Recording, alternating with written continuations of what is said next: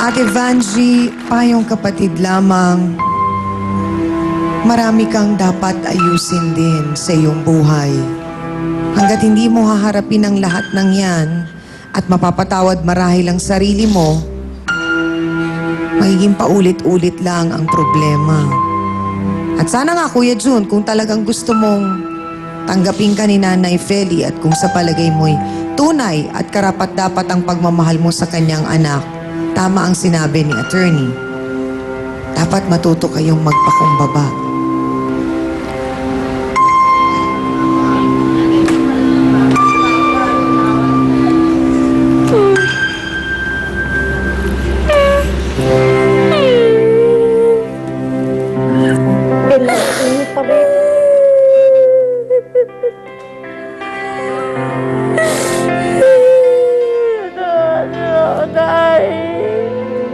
Sana po, Aling Feli, bigyan nyo ng isa pang pagkakataon ng anak ninyo.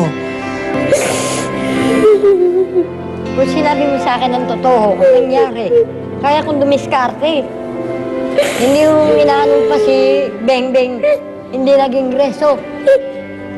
Sinabi mo sa akin totoo, kaya talo mo. Ako ang gagawa ng paraan para mabayaran. Lahat na lang nakinukunang paninda, nasisira. Paano pa may magtitiwala sa atin? Parating sira. Tama na yun. Yan.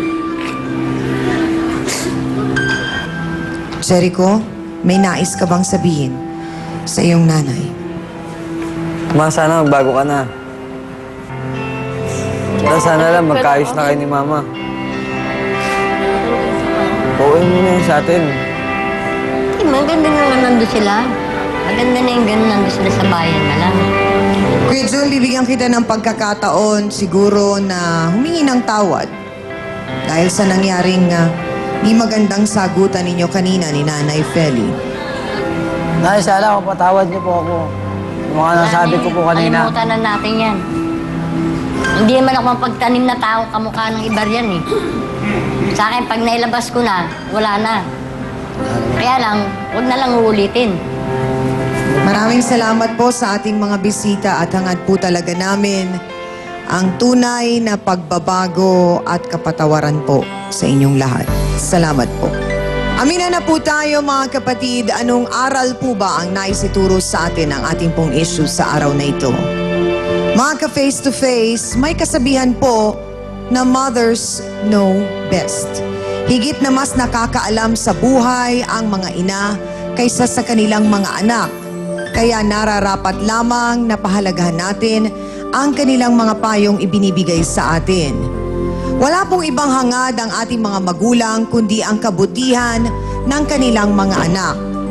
Pero para sa mga magulang, dapat din po nilang tanggapin na lumalaki rin po ang kanilang mga anak. Ang mga paslit noon ay nagkakaroon rin po ng kani-kanilang mga sariling pamilya. Sana po hayaan natin silang matuto sa pagdedesisyon at tumayo sa sarili po nilang mga paa. At sana tandaan din po natin na ang pag-aasawa, sabi nga nila, parang package deal. Hindi lang ang pinili nating mahalin ang dapat nating pakisamahan.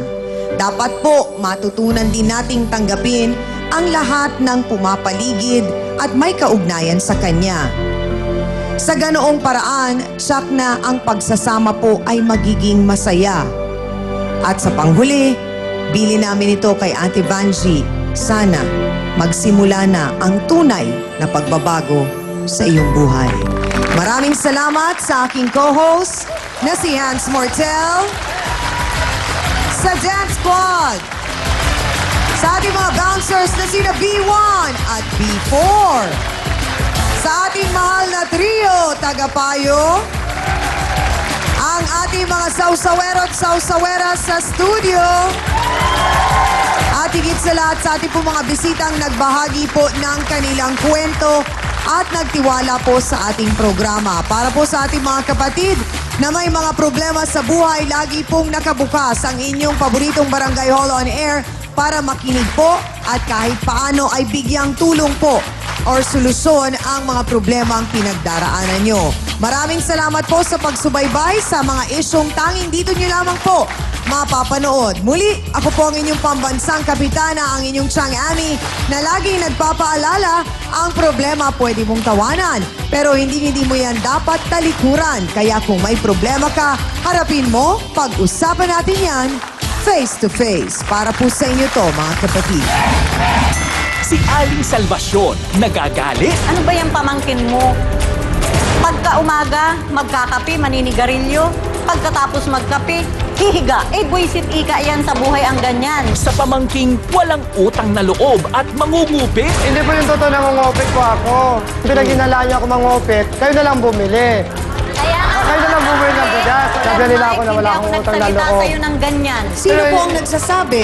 Yung mga kapitbahay ko. Ang dami niyong palang reporter na kapitbahay. Pero sa tanong, ginagawa po ba ninyong alila? Makisawsaw na sa Face to Face. Ngayong Martes, bago ang balita ang tapat sa tanghaling waging-wagi ng TV5. Face to Face was brought to you by Ever Milena, EB Naturals, Love and Body Works.